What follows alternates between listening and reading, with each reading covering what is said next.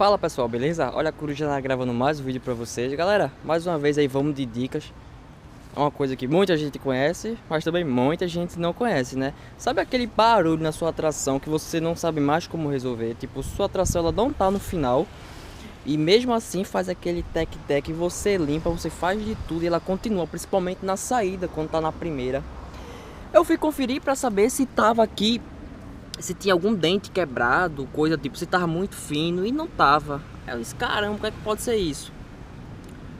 Foi quando eu lembrei, certo, de uma dica que já tinham me passado uma vez sobre o peão. O que acontece? Inverte o peão. Você tira o peão, inverte e coloca. Eu me perguntei, cara, mas será que isso aí não dá nenhum tipo de problema na moto, coisa do tipo? Não, não dá problema. Antes de eu vir até gravar esse vídeo, perguntei novamente nas oficinas e o pessoal repassou bastante que tipo muita gente faz isso, não causa acidentes e tal. Eu perguntei bastante, velho, para poder gravar esse vídeo porque tipo queira que não é uma responsabilidade. E eu já tinha feito isso na Twist, só depois que eu lembrei. Aí agora tá aqui, ó. Eu tirei o peão, coloquei. A câmera descarregou na hora, não deu para gravar para vocês. Aí, resumindo, acabou o problema, velho. A moto tá super silenciosa. Então fica essa dica aí, como acabar. Eu tenho certeza que vai ajudar muito você.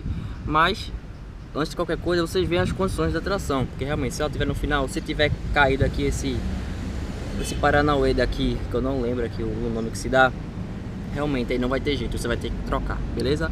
Então se você gostou desse vídeo, galera, deixa seu like e espero poder ajudar vocês de alguma forma. Valeu e tamo junto.